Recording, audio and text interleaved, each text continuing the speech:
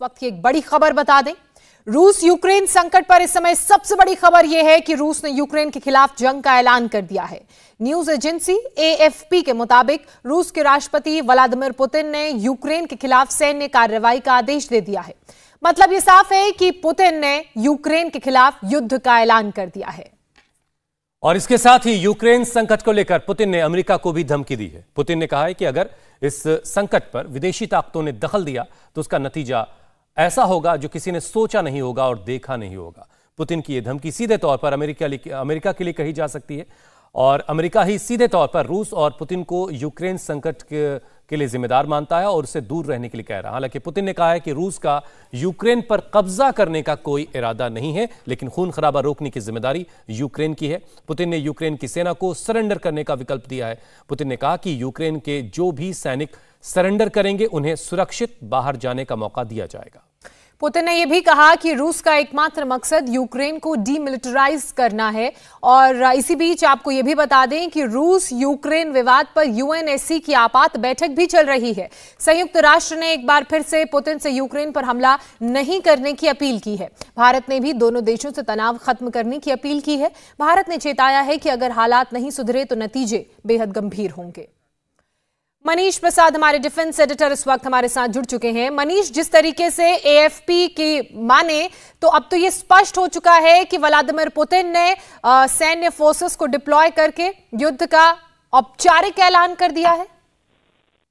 बिल्कुल सही बात है और इसीलिए मामले की गंभीरता और बढ़ जाती है, क्योंकि एक तरफ जहां यूक्रेन है तो वहीं दूसरी तरफ से घेरता हुआ बेलारूस, मॉस्को और साथ में यानी रशिया की लाइक माइंडेड कंट्रीज। वहीं इस समय अगर आप डेमोग्राफिकली भी देखेंगे तो यूएस जहां यूक्रेन का साथ दे रहा है, लेकिन उसके बावजूद भी जो दो मेन इंपॉर्टेंट एरियाज हैं जहां पे लुहांस्क, जिसको इस समय व्लादिमीर पुतिन ने पूरी तरीके से स्वतंत्र घोषित कर दिया है, और डोनेत्स्क, ये दो ऐसी जगह हैं जहां जिसकी वजह से इस समय यूक्रेन के ऊपर और दबाव पड़ा है।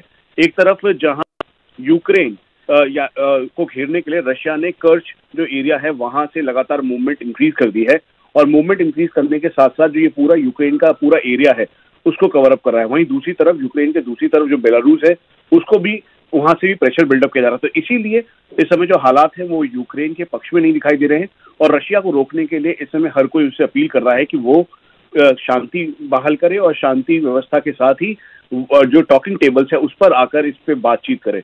लेकिन यूएनएससी की आपात बैठक और उसके बाद जो अभी के सिनेरियो है उसमें देखते हुए ऐसा लगता है कि जैसे रशिया की मूवमेंट है, जो हाई लेवल मूवमेंट को कंट्रोल लाइन की तरफ कर रहा है, उससे बिल्कुल क्लियर है कि आने वाले 24 घंटे बेहद ही निर्णायक होंगे यूक्रेन के लिए। मनीष, नेटो की तरफ से, अमेरिका की तरफ से इस आदेश के बाद, सैनिक कार्रवाई के आदेश के बाद क्या हो रहा है?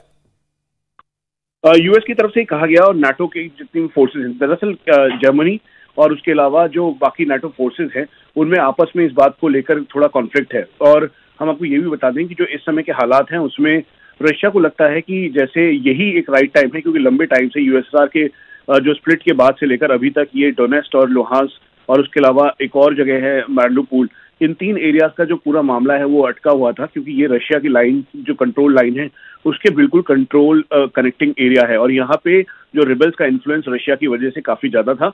तो इसीलिए ये जो लुहांस्क डोनेट्स्क जो एरिया है इसको जब उन्होंने डिक्री साइन करके फ्री किया, घोषित किया, तो उसके बाद अब ये आवाज मारिउपोल से भी उठ रही है।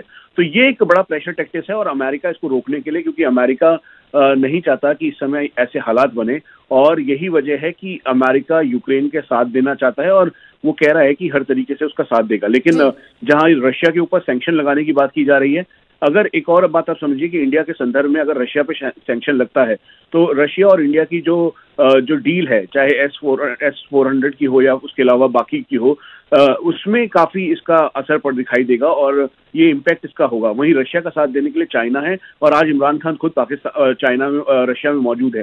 तो ये भी है कि जियोपॉलिटिकली जो लोग इसको जो सीनियर ऑफिसर्स हैं उसको माइन्यूटली मॉनिटर कर रहे हैं। तो आप ये समझ लीजिए कि एक तरफ यूक्रेन है, साथ में नाटो फोर्सेस हैं, उसके अलावा यूएस है, और जो यूरोपियन यूनियन की कुछ कंट्रीज हैं वो भी यूक्रेन का साथ दे रही है। तो वहीं दूसरी तरफ एक बिग प्लेयर के तौर पर रशिया, चाइना और पाकिस्तान उनको सपोर्ट करता हुआ दिखाई दे रहा है।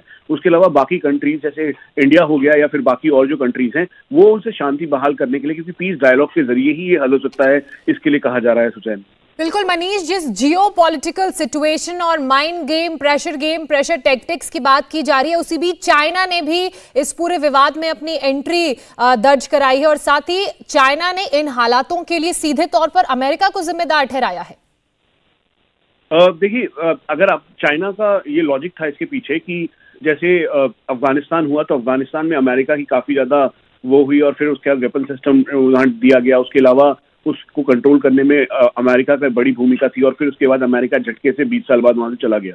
इराक 1, इराक 2 का उसने हवाला दिया है। उसके अलावा साउथ चाइना सी का हवाला देते हुए इस समय यूक्रेन के हालात को भी बताया है और यही वजह है कि सीक्वेंसिंग के हिसाब से चाइना का ये लॉजिक है कि अमेरिका फिर से एक अपना बिजनेस तलाश रहा है दरअसल और यूक्रेन की आड़ में, और यही वजह है कि वो यूक्रेन का साथ दे रहा है। और यूक्रेन जिस तरीके से बेलारूस और रशिया के ऊपर कनेक्टिंग प्रेशर बिल्डअप करके अमेरिका चाहता है कि यूक्रेन की पूरी तरीके से मदद कर सके, लेकिन रशिया खुद एक बहुत ही सक्षम कंट्री है और इसीलिए जो दोनों तरफ से घेराबंदी कर आप समझिए इस पूरे कॉन्फ्लिक्ट के अंदर 3 कंट्रीज इन्वॉल्व हैं, बेलारूस, रशिया और साथ में यूक्रेन। लेकिन उनको सपोर्ट करने के लिए, यूक्रेन को सपोर्ट करने के लिए यूएस और नाटो फोर्सेस हैं, तो नाटो फोर्सेस में भी स्प्लिट है कि वो नहीं चाहते कि इस समय वॉर में जाएं और इंडिया का स्टेक बिल्कुल क्लियर है कि वो कहीं से भी नहीं चाहते कि वॉर सिनेरियो बिल्डअप हो या फिर उसके साथ साथ कहीं से भी कॉन्फ्लिक्ट सिचुएशन हो। लेकिन इसी को देखते हुए पूरी घेराबंदी की गई है और ये इस समय जियोपॉलिटिकल हालात हैं। अगर कहीं से भी वॉर सिनेरियो बनता है। इंडिया टीवी हर वक्त हर जगह डाउनलोड करने के लिए सर्च करें India TV news Google play store या ऐप स्टोर पर।